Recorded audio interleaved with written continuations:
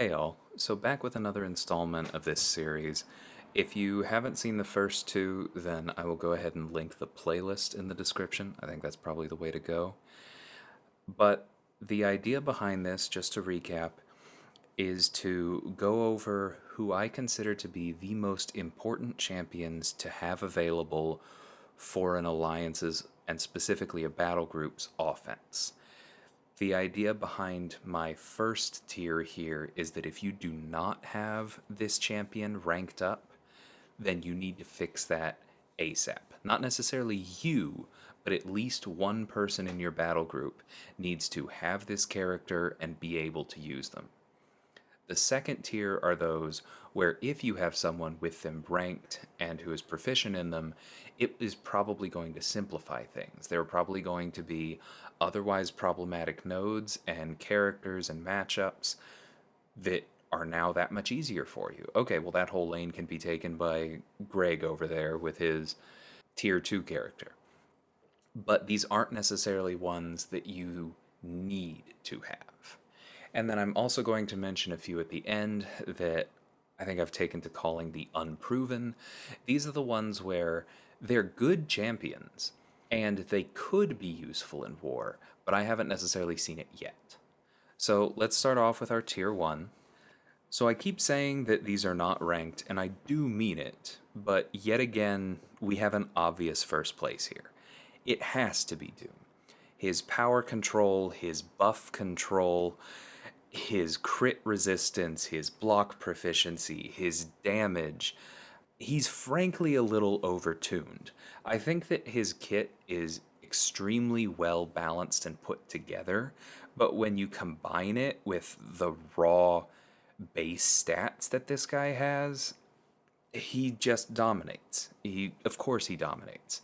It's not rare to see Alliance War offenses with 5 or more Doctor Dooms on them. I've said before that the tier 1s on this list are those where if you don't have one, you're in trouble. Doom almost feels like if you don't have at least 3 in your battle group, you probably need to fix that. There's really not a point at which I feel like a battle group doesn't benefit from somebody else ranking up Doctor Doom. Whether that's a healthy thing for the game might be up for debate, but I think it's kind of beyond any discussion that you need to have Doom available in your BG. So moving on to my personal favorite, Clairvoyant is not as dominant as Doom, and is not as strong overall in my opinion.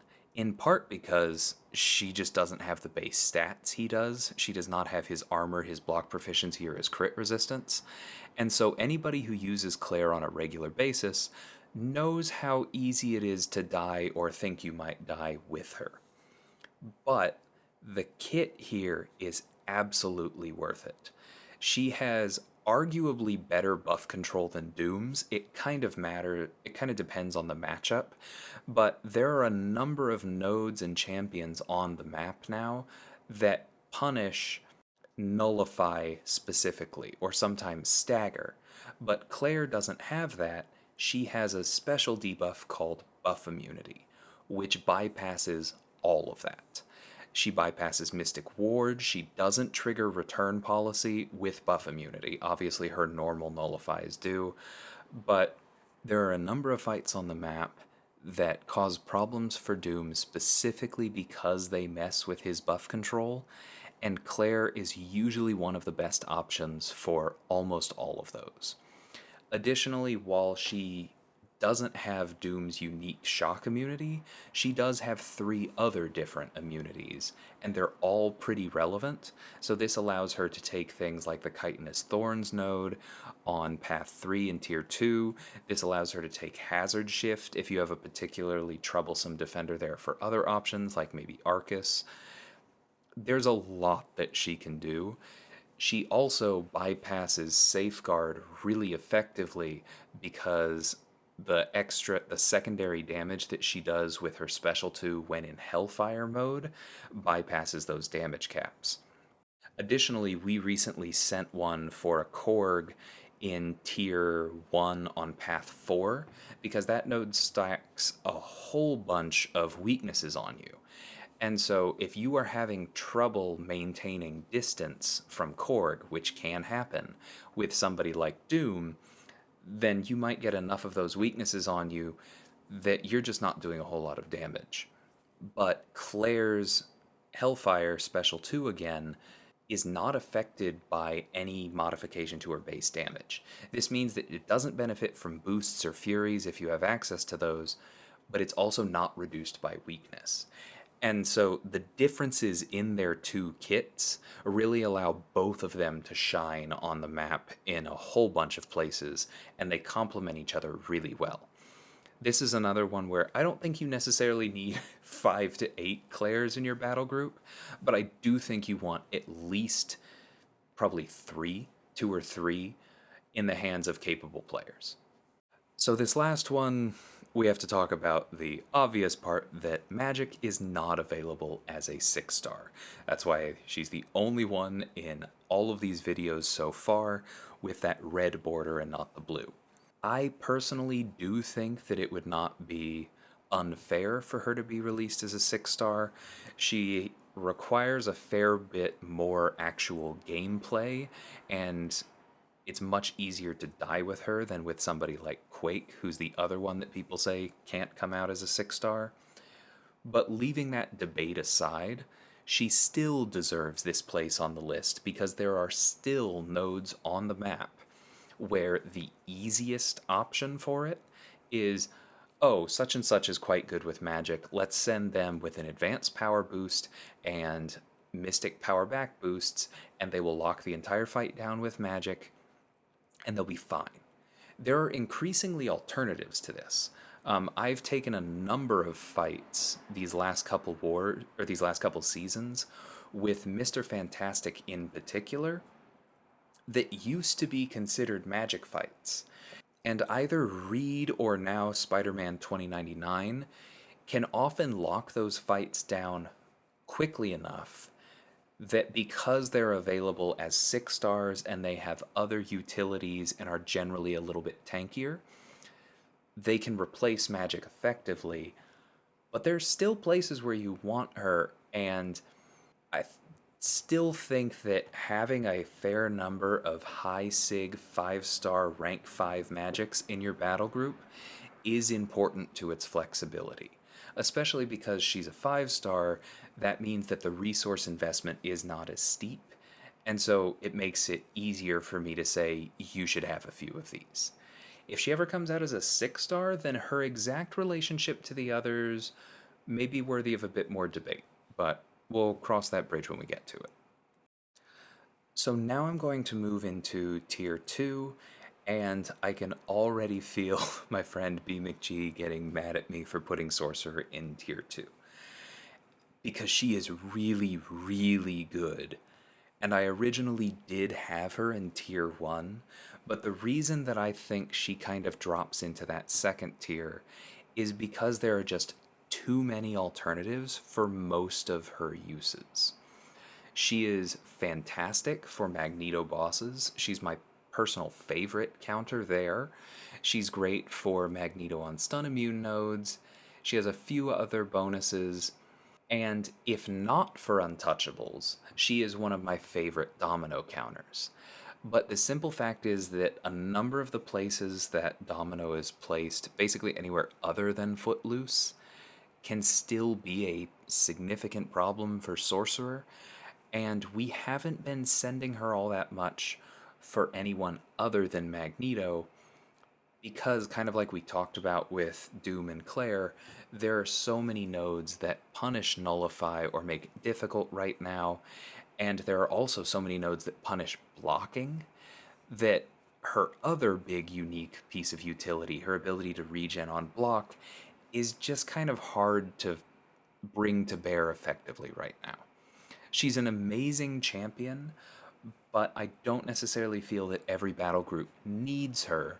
But she's also that perfect tier 2 champion where if you have someone who knows how to use her, it absolutely will come up and it does simplify things. Another one here that I feel like people are probably going to tell me belongs in the top tier is Diablo, because he is, again, extremely good. Vega just recently put out a video on the top boss killers and included Diablo, I think largely on the back of a Terrax boss kill that he did with Diablo. And I have sent strands to a number of difficult fights with Diablo, and I do think there are several places on the map where he is the best or one of the best counters. But I don't think that you necessarily need one in your battle group, so we're again coming back to the sorcerer problem that while he simplifies things, he doesn't feel absolutely essential for me, and so lands in tier 2.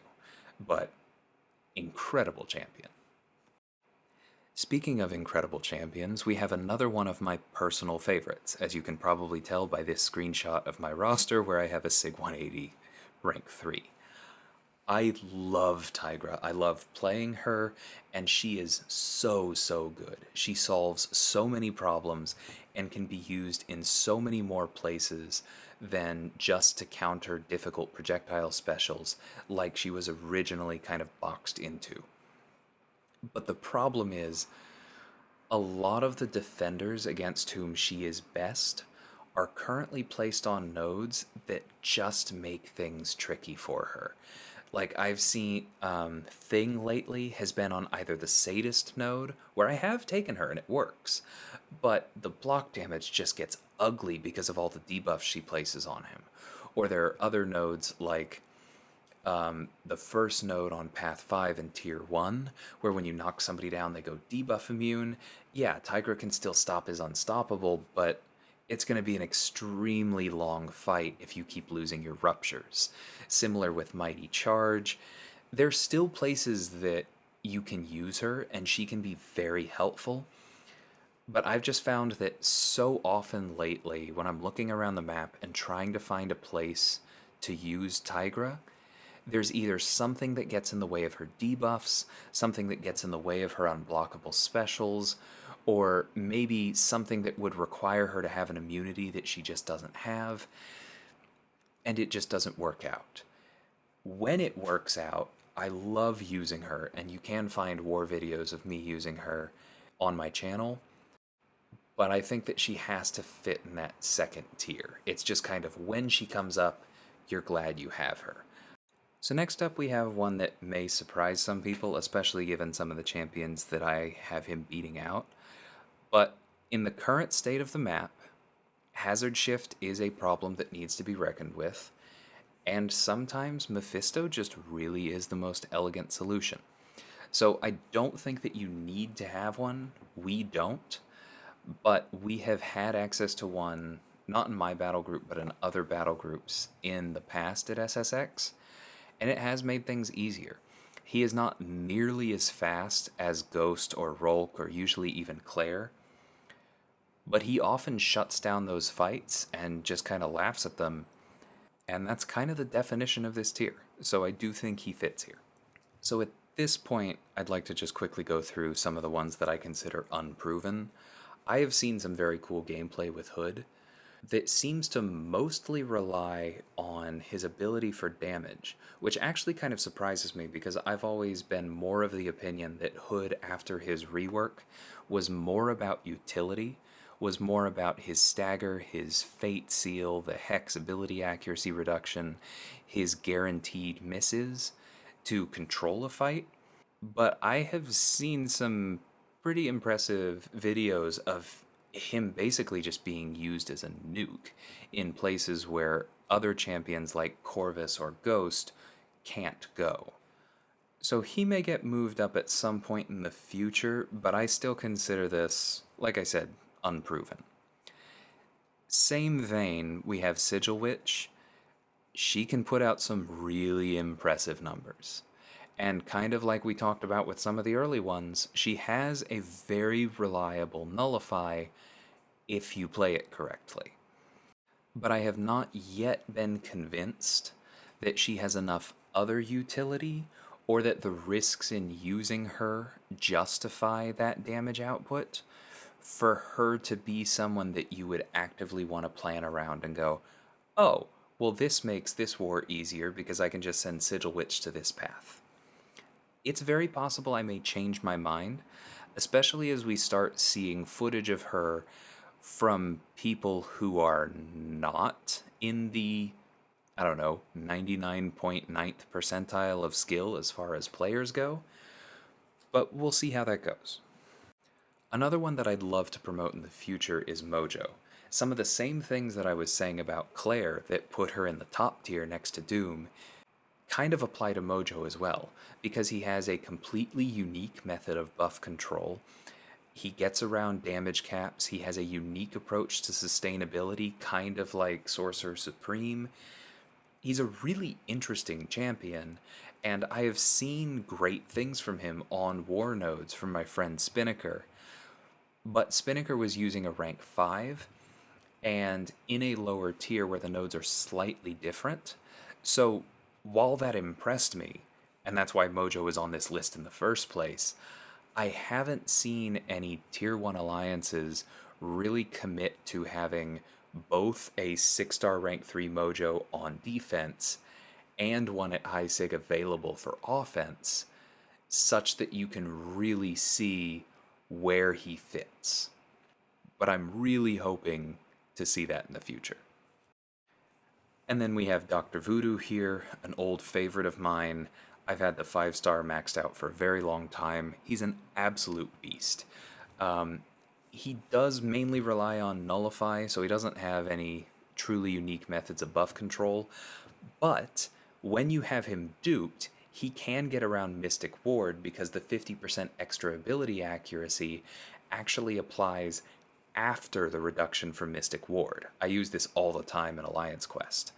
And so that alone could make him useful in places in war. Additionally, on his special 2, he has access to a form of power control that most mystics do not in those power burn buffs.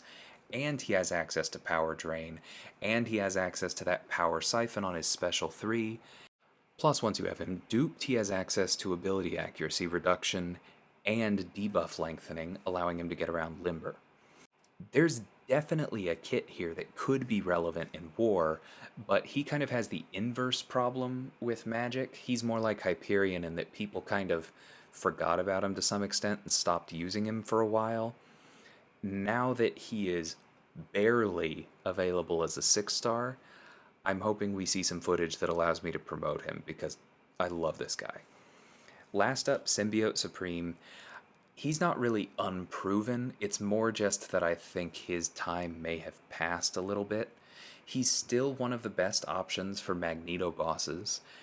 If anyone ever places a champion boss in Tier 1 War ever again, which I don't see happening, then he'll take that apart as well. Maybe there will be another boss that brings him back, but he just feels a little bit too narrow to me to put him on my list of champions where you want to actively make sure that you have one around, even as a bonus. We do not have one available in my battle group, and even when we see Magneto bosses, we just send Sorcerer or even Diablo, Void. Like, I never feel like I miss him. And so even though I know he's a good champion and he was a mainstay for a very long time, I feel like I have to leave him off. But I did need to address it because I know what his history is. So I hope you guys enjoyed this one, found it interesting. As always, I'm very open to discussion in the comments. Tell me about any times that you used champions that I did not put on this list or that you think I didn't place highly enough, and let me know how that worked out. I love to hear about that kinds of stuff. I do talk to a lot of people before coming up with these lists, and I've bounced these off a few people that I respect very highly in competitive alliances. But, you know, we all only have access to so much information, and I enjoy talking about this stuff anyway. Please do keep in mind that I am coming at this from the perspective of the Tier 1 map specifically, because I know that the nodes change a bit below that, and that changes things up, like I said. I would like to rank Tigra higher personally, but the specific map we're dealing with kind of gets in her way. Also remember that this is not a list of the best champions. Just because I didn't rank one highly does not mean I don't think they're worth anything. I mean, to use that same example of Tigra, she's one of my all-time favorite champions that I've invested more into than almost anyone else, and she's not in my top tier for this. It's kind of depressing to be objective that way, but I do think that it better serves the purpose of advising future rank ups for war, which is my goal here. Anyway, next one will be science. We will have a lot to talk about there. So if you want to make sure that you don't miss out on that one, as always, please subscribe, click that bell for notifications, and I will catch y'all next time. Take care.